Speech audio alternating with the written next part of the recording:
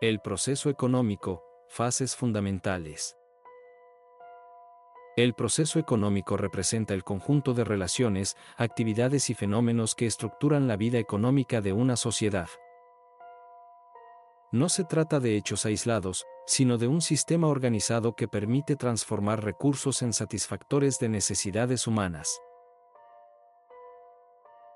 Estas dinámicas se concretan en 4 fases esenciales: producción, distribución, cambio y consumo. Cada fase cumple una función específica dentro del sistema económico, pero ninguna puede entenderse de manera independiente. El proceso económico se encuentra en constante transformación, adaptándose a los cambios tecnológicos, sociales y productivos. Por ello, su estudio permite comprender cómo las sociedades organizan el uso de recursos limitados frente a necesidades ilimitadas. Las 4 fases del proceso económico. La primera fase es la producción, donde los recursos naturales se transforman mediante el trabajo humano en bienes y servicios. Esta etapa constituye el punto de partida de toda actividad económica. La segunda fase es la distribución, que consiste en el reparto del producto social entre los participantes del proceso productivo. Este reparto puede realizarse en forma de bienes físicos o mediante dinero. Las fases de cambio y consumo completan el ciclo económico. El cambio permite el intercambio de productos y servicios, mientras que el consumo representa la utilización final para satisfacer necesidades individuales y colectivas. La producción, adaptación de la naturaleza al servicio humano. La producción consiste en la adaptación de la naturaleza al servicio de las necesidades humanas. A través del trabajo, los recursos naturales se transforman en objetos útiles para la sociedad. Este proceso tiene un carácter social, ya que se realiza mediante el trabajo colectivo de múltiples personas con diferentes funciones. No es un acto individual aislado, sino una actividad organizada. La producción establece relaciones complejas entre individuos, recursos y técnicas. Gracias a ella, la sociedad puede generar bienes capaces de satisfacer necesidades cada vez más diversas. Formas de organización del trabajo.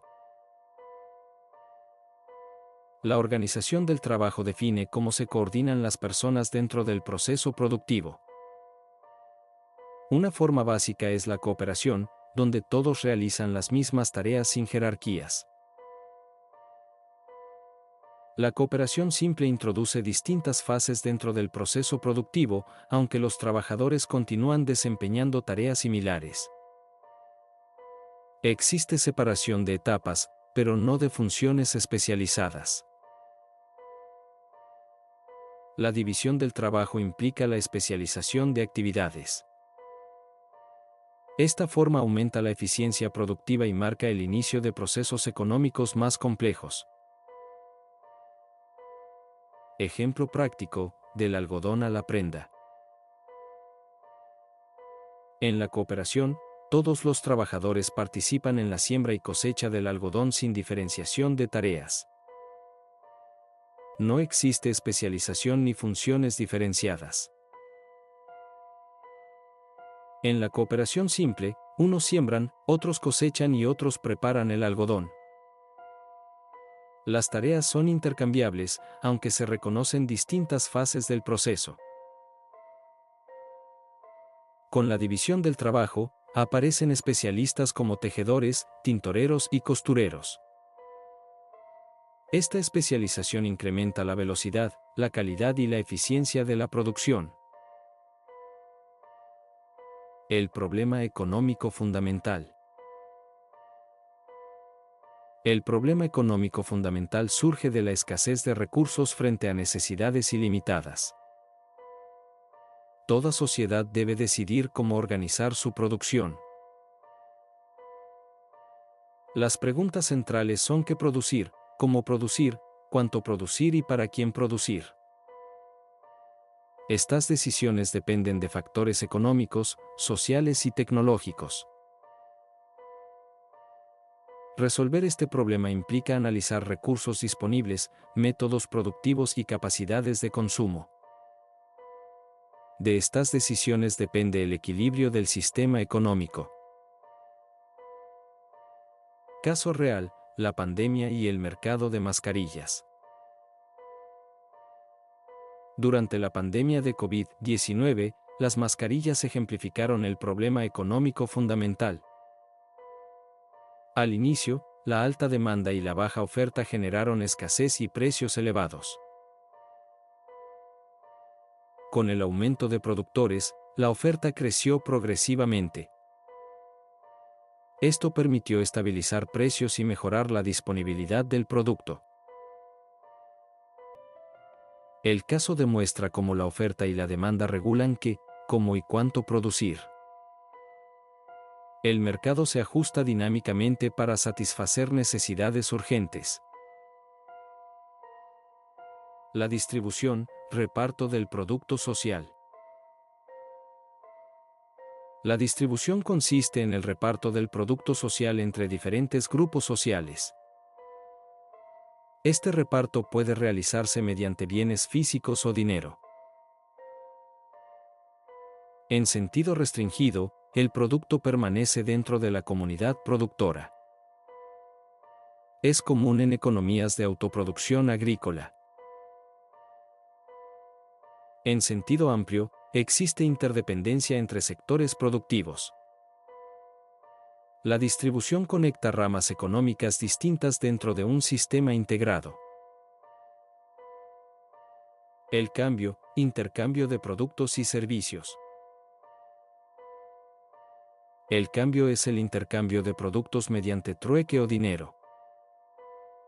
Permite que los productores obtengan bienes que no producen directamente. Esta fase impulsa la especialización productiva. Gracias al intercambio, cada productor puede concentrarse en una actividad específica. El cambio genera mercados especializados y promueve la eficiencia económica. Refuerza la división social del trabajo dentro del sistema económico. El consumo, utilización final de productos. El consumo representa la utilización final de bienes y servicios. Es el objetivo último de todo el proceso económico.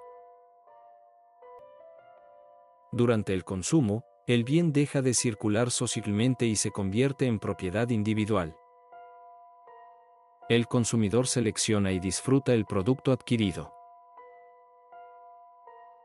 El consumo genera nueva demanda y reinicia el ciclo productivo. De esta forma, el proceso económico se mantiene en constante movimiento.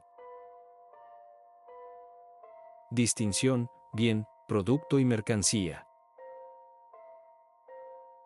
Aunque en la práctica cotidiana los términos bien, producto y mercancía suelen utilizarse como sinónimos, la teoría económica establece diferencias fundamentales entre ellos, basadas principalmente en el grado de transformación del objeto y en su destino final. Un bien es algo natural, no requiere intervención humana para su consumo, y posee valor de uso por su utilidad inherente. No es económico, porque no demanda trabajo humano para ser consumido. Ejemplos claros de bienes son el aire que respiramos, el agua de un río en estado natural, las frutas silvestres, la energía solar y el oxígeno atmosférico. El producto, en cambio, es el resultado directo del trabajo humano. Requiere transformación, incorpora esfuerzo laboral y se destina al consumo después de un proceso de elaboración. Ejemplos de producto incluyen el agua embotellada, el oxígeno medicinal en tanques, las frutas cultivadas y cosechadas, y los paneles solares.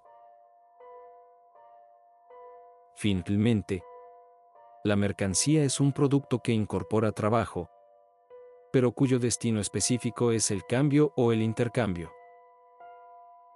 No se produce para consumo propio, sino para ser comercializado en el mercado. Ejemplos de mercancía son el agua embotellada para la venta, la ropa producida en maquilas y los medicamentos fabricados industrialmente. La producción mercantil, características fundamentales. La producción mercantil se fundamenta en una serie de premisas básicas que definen su funcionamiento dentro de la economía. En primer lugar, existe la presencia de propietarios independientes de los medios de producción. En segundo lugar, los productos del trabajo no se destinan al consumo directo, sino que se orientan al mercado para su intercambio. En tercer lugar, el objetivo central es producir mercancías, no simplemente satisfacer necesidades inmediatas. Finalmente, la producción mercantil surge a partir de la división social del trabajo y de la especialización productiva. Esta forma de producción representa una categoría amplia, en la cual múltiples productores independientes destinan sus productos a un mercado diverso. Como resultado, se genera competencia y una mayor variedad de oferta para satisfacer las mismas necesidades humanas. Producción mercantil simple.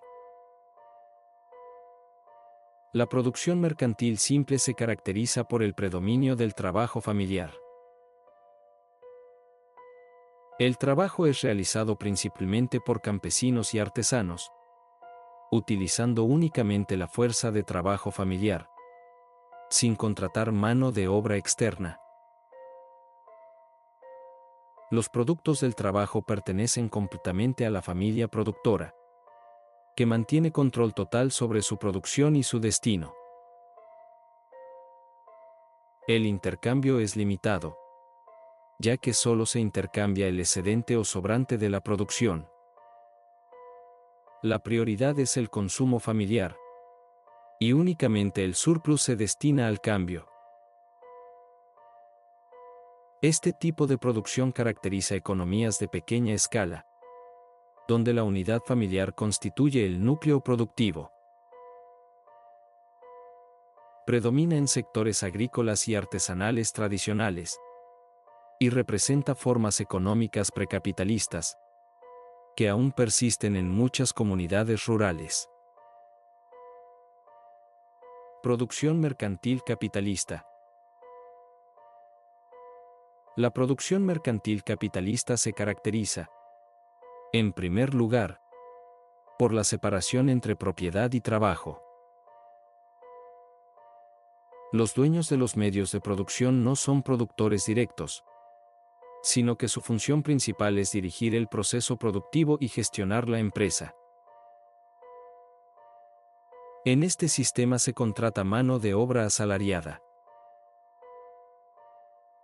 Los trabajadores venden su fuerza de trabajo, a cambio de un salario, sin ser propietarios de los medios de producción. Existe una inversión significativa de capital en mercancías, maquinaria, tecnología y recursos productivos, con el objetivo de maximizar la eficiencia y la escala de producción. El fin último del proceso es la obtención de ganancia o plusvalía, orientando toda la producción a generar beneficios económicos para los propietarios. Esta forma de producción constituye la base económica dominante de las sociedades modernas, con producción a gran escala destinada al mercado global. Síntesis: el proceso económico integrado. El proceso económico debe entenderse como un sistema integrado, compuesto por producción, distribución, cambio y consumo. Estas cuatro fases se retroalimentan de manera continua, formando un proceso cíclico permanente. Ninguna fase puede funcionar de forma aislada, ya que existe una interdependencia constante entre ellas, especialmente en la economía moderna. El proceso económico tiene un carácter social, porque todas sus fases involucran relaciones sociales y colectivas, no acciones individuales aisladas. Además, se encuentra en transformación constante, evolucionando junto con el desarrollo tecnológico y social de cada época.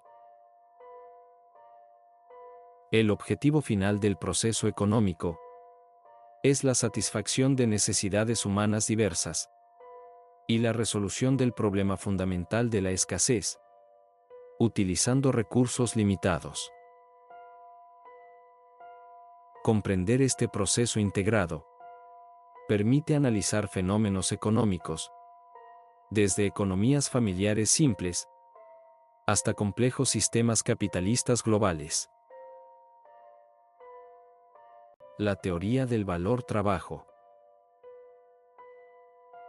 En esta clase vamos a estudiar la teoría del valor-trabajo, una de las bases fundamentales de la economía política clásica. Esta teoría sostiene que el valor de las mercancías no surge del mercado ni del deseo subjetivo, sino del trabajo humano incorporado en su producción. Autores como Adam Smith, David Ricardo y posteriormente Karl Marx desarrollaron esta idea para explicar cómo se genera la riqueza en la sociedad. Comprender esta teoría nos permitirá analizar conceptos como valor, salario, ganancia, plusvalía y capital de forma estructurada. Magnitud del valor de las mercancías. La magnitud del valor de una mercancía se mide a través de la sustancia creadora de valor, que es el trabajo humano. No se trata de cualquier trabajo, sino del trabajo incorporado durante el proceso productivo. Mientras más tiempo de trabajo requiera una mercancía para su elaboración, mayor será su valor en el mercado. Por eso, productos que requieren procesos largos y complejos suelen tener un mayor valor que aquellos de producción simple. Tiempo de trabajo socialmente necesario. El tiempo de trabajo socialmente necesario es el tiempo promedio requerido para producir una mercancía bajo condiciones normales de producción. Estas condiciones incluyen un nivel medio de destreza, tecnología disponible y organización del trabajo aceptada socialmente. Este concepto permite establecer un estándar objetivo para medir el valor real de las mercancías. No importa si un trabajador tarda más o menos tiempo individualmente, lo relevante es el promedio social. División del tiempo de trabajo. En una jornada laboral de 8 horas, el tiempo de trabajo se divide en dos partes fundamentales. La primera es el tiempo de trabajo necesario, durante el cual el trabajador reproduce el valor de su salario. La segunda es el tiempo de trabajo excedente, en el cual el trabajador produce un valor adicional que no le es pagado. Ese excedente es la base de la ganancia y la plusvalía. Categorías de la corriente objetiva. La corriente objetiva de la economía política se apoya en 5 categorías fundamentales. Primero, el valor de uso, que es la utilidad práctica de una mercancía. Segundo, el valor de cambio, que expresa la proporción en que se intercambian las mercancías. Tercero, el valor, entendido como trabajo social cristalizado. Cuarto, la magnitud del valor, medida por el trabajo incorporado. Y quinto, el tiempo socialmente necesario como estándar de producción. Productividad del trabajo. La productividad del trabajo representa la capacidad de producir más con menos esfuerzo. Este aumento se logra principalmente mediante el progreso técnico, la capacitación de la mano de obra y una mejor organización productiva. Cuando aumenta la productividad, disminuye el tiempo socialmente necesario para producir una mercancía. Esto impacta directamente en el valor y en la estructura de costos. Intensidad del trabajo. La intensidad del trabajo se refiere a un modelo donde se incrementa el esfuerzo físico sin mejorar la tecnología. En este esquema se trabaja más, pero no necesariamente se gana más. Se caracteriza por jornadas extensas, menor calificación y uso limitado de tecnología. A diferencia de la productividad, la intensidad depende del desgaste humano. La plusvalía, dos perspectivas. La plusvalía puede analizarse desde dos perspectivas teóricas. Desde la corriente objetiva marxista, la plusvalía es el valor creado por el trabajador durante el tiempo excedente. Ese valor es apropiado por el capitalista sin compensación equivalente. Desde la corriente subjetiva contemporánea, la ganancia se considera un incentivo legítimo por la inversión y gestión empresarial. Plusvalía contemporánea, ejemplo inmobiliario. Un ejemplo claro de plusvalía contemporánea se observa en el sector inmobiliario. Compras una propiedad en una zona sin servicios a un precio bajo. Con el desarrollo urbano, la zona se valoriza y el precio del inmueble aumenta. Esa diferencia de valor es la plusvalía, que puede ser positiva o negativa según el contexto. El capital, acumulación de plusvalía. Desde la perspectiva objetiva, el capital es la acumulación de plusvalía producida por los trabajadores. Es trabajo no remunerado que se concentra en manos de los propietarios de los medios de producción. Desde la perspectiva subjetiva, el capital es la reinversión de ganancias para generar crecimiento económico. Ambas visiones explican distintos enfoques del sistema económico. La ganancia en la economía moderna. La ganancia es el resultado de la diferencia entre los ingresos y los costos de producción. Este excedente permite la sostenibilidad y expansión de las empresas. En términos simples, ganancia es igual a precio de venta menos costo de producción. El salario, retribución al trabajo. El salario es la compensación económica que recibe el trabajador por su labor. Puede pagarse por tiempo, como por hora, día o mes. También puede pagarse por pieza o destajo, según la cantidad producida o tarea completada. Salario nominal vs. Salario real. El salario nominal es el monto bruto acordado en el contrato. El salario real es lo que el trabajador recibe después de deducciones legales. Impuestos, seguridad social y otras retenciones reducen el salario nominal. Por eso, salario nominal y salario real no son lo mismo. Síntesis, categorías fundamentales.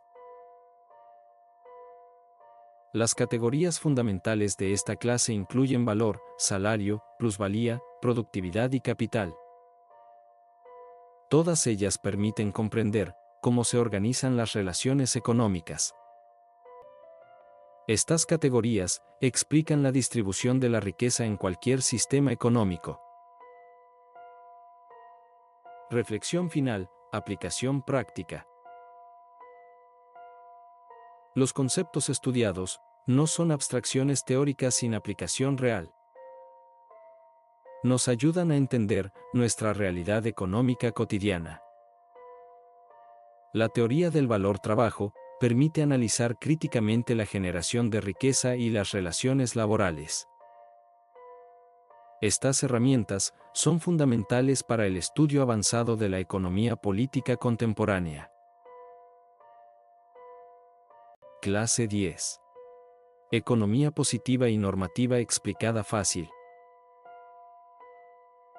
Hoy entramos a una de las partes más importantes del curso, porque aquí se organiza todo el mapa conceptual de la economía. A partir de este punto, dejamos de ver la economía como algo abstracto y comenzamos a entenderla como un sistema con reglas claras, actores definidos y consecuencias reales en la vida cotidiana, especialmente en el derecho. Esta clase resume conceptos que aparecen con frecuencia, pero sobre todo explica cómo interactúan el Estado, el mercado y los individuos. Si alguna vez te preguntaste, ¿por qué suben los precios? ¿Por qué existe el salario mínimo o por qué el Estado regula ciertos mercados? Aquí empieza la respuesta. Piensa esta clase como una caja de herramientas. No es para memorizar por memorizar, sino para aprender a razonar económicamente, algo que en derecho vale muchísimo. La economía se divide en dos grandes ramas, que permiten analizar la realidad desde perspectivas distintas, pero complementarias. Esta división no es un capricho académico, sino una necesidad para entender cómo funciona la sociedad. Estas ramas son la economía positiva y la economía normativa. Una describe la realidad tal como es, la otra plantea cómo debería ser. Una observa hechos, la otra propone decisiones. En derecho usamos ambas constantemente. Cuando analizamos datos reales usamos economía positiva, y cuando debatimos políticas públicas usamos economía normativa, aunque muchas veces no lo notemos. La economía positiva se encarga de describir cómo funcionan realmente los fenómenos económicos. No juzga, no opina y no califica si algo es bueno o malo. Analiza hechos concretos, como el aumento de precios, el comportamiento del consumidor o el impacto de una crisis económica. Su función es explicar qué ocurrió y por qué ocurrió. Aquí no se discute si una medida fue justa. Solo se observa la realidad tal como es. La economía descriptiva forma parte de la economía positiva. Se dedica a narrar los hechos económicos utilizando datos, cifras y estadísticas. Cuando escuchas que la inflación subió o que el desempleo aumentó, eso es economía descriptiva. Su objetivo es mostrar la realidad económica de manera ordenada y comprensible. No propone soluciones ni juicios de valor. Simplemente describe lo que está ocurriendo. La teoría económica va más allá de la simple descripción. Busca explicar los fenómenos económicos mediante principios y leyes generales.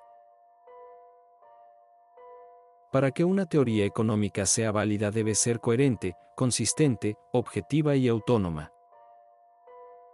Esto le permite explicar la realidad de forma científica. Aquí la economía funciona como una ciencia social rigurosa, no como una opinión personal. La teoría económica se divide en microeconomía y macroeconomía según el nivel de análisis. La microeconomía estudia a los individuos, las empresas y los mercados específicos. Analiza decisiones cotidianas, como qué comprar o cómo fijar precios.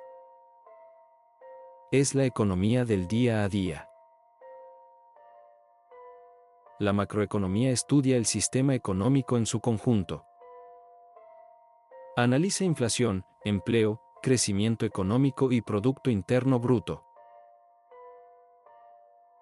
La economía normativa se pregunta cómo debería funcionar la economía. Aquí aparecen los juicios de valor y las decisiones políticas. Se expresa mediante políticas públicas, leyes y regulaciones. Cuando el Estado interviene en el mercado, está aplicando economía normativa. Su objetivo no es describir la realidad, sino transformarla. La diferencia entre economía positiva y normativa es clave para el examen. La positiva explica cómo es la realidad. La normativa propone cómo debería ser. Por ejemplo, observar una crisis económica es economía positiva. Implementar medidas para corregirla es economía normativa. Ambas se complementan, pero no deben confundirse. El consumidor es el punto de partida de la microeconomía. A partir de él surgen las necesidades, los bienes satisfactorios y el bienestar. La necesidad es una carencia. El bien satisfactor elimina esa carencia. El bienestar es el equilibrio alcanzado. Este ciclo explica por qué existen los mercados y el consumo. Las necesidades humanas tienen tres características principales: calidad, cantidad e intensidad. La calidad diferencia una necesidad de otra. La cantidad indica cuánto se necesita del bien. La intensidad aumenta cuando el bien es difícil de obtener. Cuanto más escaso es un bien, mayor es el deseo por él. Los bienes se clasifican según su función económica. Los bienes de consumo final satisfacen necesidades directamente. Los bienes de capital se utilizan para producir otros bienes. Los bienes intermedios se transforman durante el proceso productivo. Cada tipo cumple un papel distinto en la economía. Los bienes económicos incorporan trabajo humano y tienen un costo. Son escasos y se producen dentro del sistema económico. Los bienes libres existen en la naturaleza y no requieren transformación humana. Ejemplos clásicos son el aire y la luz solar. Cuando un bien libre se vuelve escaso, deja de ser libre. Algunos bienes están relacionados entre sí. Los bienes sustitutos se consumen de forma inversa. Los bienes complementarios se consumen juntos. Los bienes independientes no se afectan entre sí. Estas relaciones explican el comportamiento del consumo. Los servicios son trabajos que no producen bienes materiales. Incluyen servicios médicos, legales y educativos. La riqueza puede entenderse como bienes disponibles o como dinero. Depende del sistema económico analizado. La utilidad es la capacidad de un bien para satisfacer necesidades. Para el examen recuerda las diferencias entre economía positiva y normativa. También microeconomía y macroeconomía. Repasa la clasificación de bienes y las características de las necesidades. Comprender es más importante que memorizar. Y recuerda algo importante. La economía no siempre llena la billetera, pero sí explica por qué está vacía. Clase 11. Conceptos fundamentales del consumidor. En esta clase, realizamos una exploración profunda de los conceptos fundamentales del consumidor, del mercado y de las leyes económicas que influyen directamente en nuestras decisiones diarias. Todo lo que veremos hoy nos permitirá entender mejor cómo funciona la economía de mercado y por qué actuamos como lo hacemos al consumir. Ley de utilidad marginal decreciente. La ley de utilidad marginal decreciente es un principio básico de la economía. Nos explica que, a medida que consumimos más unidades de un mismo bien, la satisfacción que obtenemos de cada unidad adicional va disminuyendo. El valor del bien no se mide por la primera unidad, sino por la última unidad consumida, es decir, por la unidad marginal. Ejemplos prácticos de utilidad marginal. Pensemos en el agua cuando tenemos mucha sed. El primer vaso tiene un valor máximo porque satisface una necesidad urgente. El segundo vaso sigue siendo útil, pero ya no con la misma intensidad. El tercer vaso casi no tiene valor y posiblemente lo dejemos a la mitad. Esto demuestra cómo la utilidad marginal disminuye conforme se satisface la necesidad. El consumidor económico. El consumidor es el agente económico que adquiere bienes y servicios para satisfacer sus necesidades. Su comportamiento está guiado por tres conceptos fundamentales: racionalidad económica, equilibrio del consumidor y conducta del consumidor. El mercado como organización social.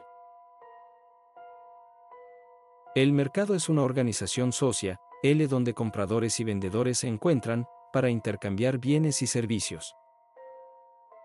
Tradicionalmente, era un espacio físico, pero hoy también existen mercados digitales que permiten transacciones sin presencia física. El precio funciona como la razón de cambio que hace posible el intercambio. Mercado de competencia perfecta. Un mercado de competencia perfecta es aquel donde ningún comprador ni vendedor puede influir en el precio. Para que exista, deben cumplirse 4 condiciones: productos homogéneos, libre movilidad de recursos, información perfecta y gran número de participantes. Es un modelo ideal que sirve como referencia teórica. Mercado de competencia imperfecta. La competencia imperfecta surge cuando el poder de mercado se concentra en pocos agentes. Por el lado de la oferta, encontramos monopolios y oligopolios. Por el lado de la demanda, encontramos monopsonios y oligopsonios. Esto genera desequilibrios en precios y cantidades. La demanda, concepto y tabla. La demanda representa las cantidades de un bien que los consumidores desean y pueden comprar a distintos precios. La demanda del mercado es la suma de todas las demandas individuales. La tabla de demanda muestra cómo cambia la cantidad demandada cuando varía el precio. Ley de la demanda.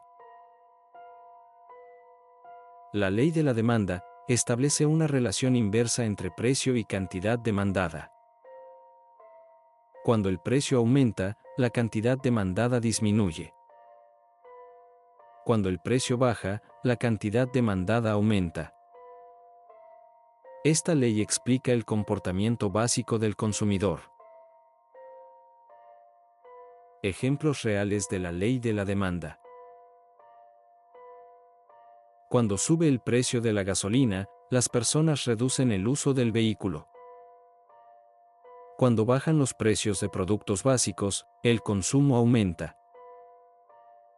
Durante la pandemia, algunos bienes esenciales mantuvieron alta demanda incluso con precios elevados. La curva de demanda. La curva de demanda es la representación gráfica de la relación entre el precio y la cantidad demandada. Se construye en un plano cartesiano, manteniendo constantes los demás factores.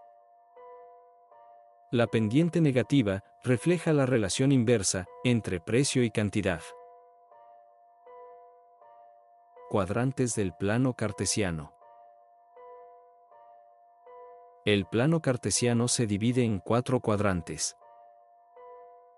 En economía trabajamos exclusivamente en el primer cuadrante, donde precio y cantidad son positivos. El eje vertical se llama ordenada y representa el precio.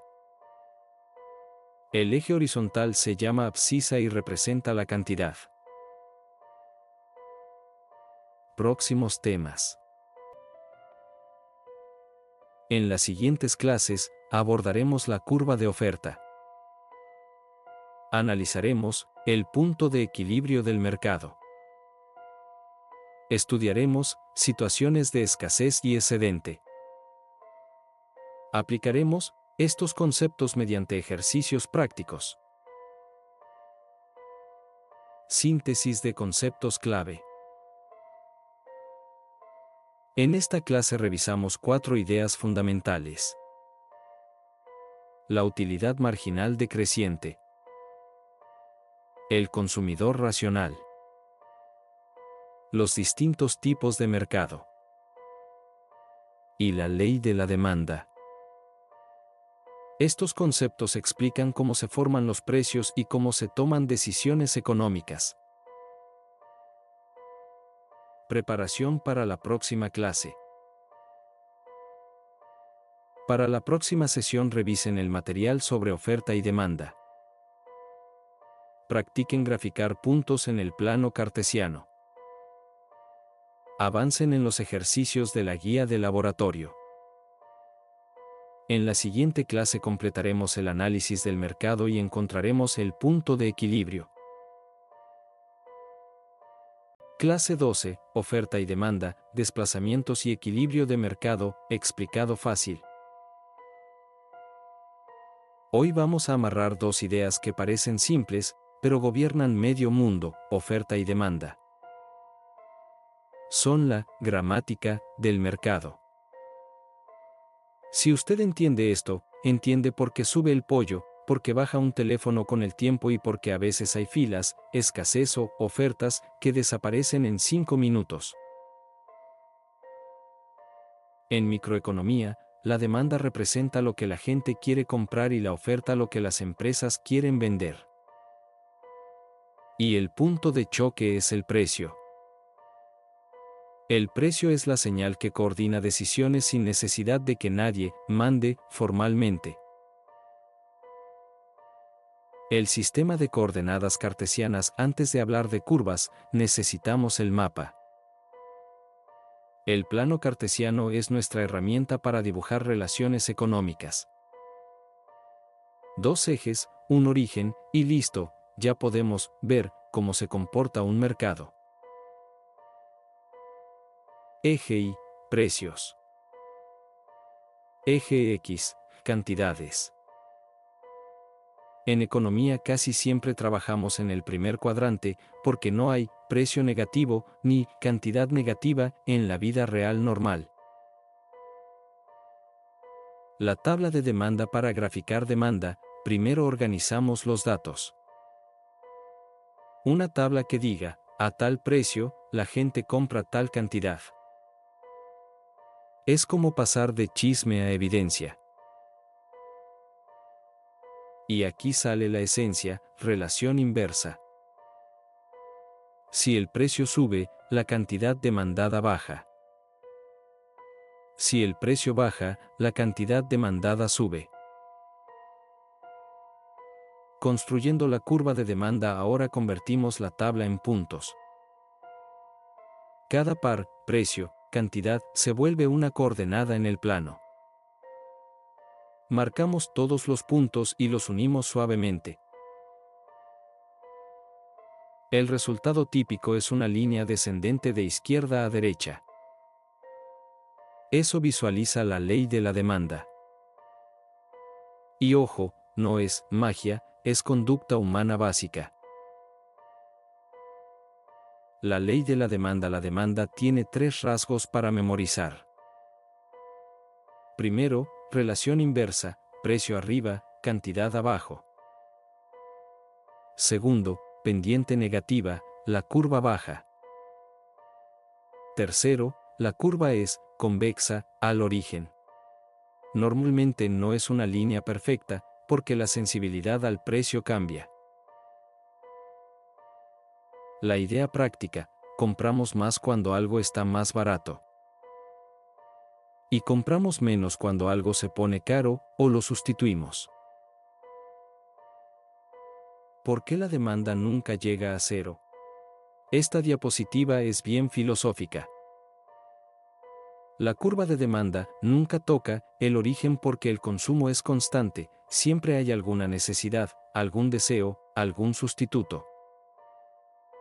Cambia el producto, no desaparece el impulso de consumir. Ejemplo simple. Si sube mucho el precio del café, algunos se pasan a té o a atol. Si un bien desaparece, buscamos otro. La necesidad se transforma, pero no se extingue. Desplazamientos de la curva de demanda. Aquí viene el error clásico del examen. No confundir movimiento sobre la curva con desplazamiento de la curva. Si cambia el precio del mismo bien, nos movemos a lo largo de la curva. Pero si cambia cualquier otro factor distinto al precio, la curva se desplaza completa. A la derecha significa más demanda a cada precio. A la izquierda significa menos demanda a cada precio.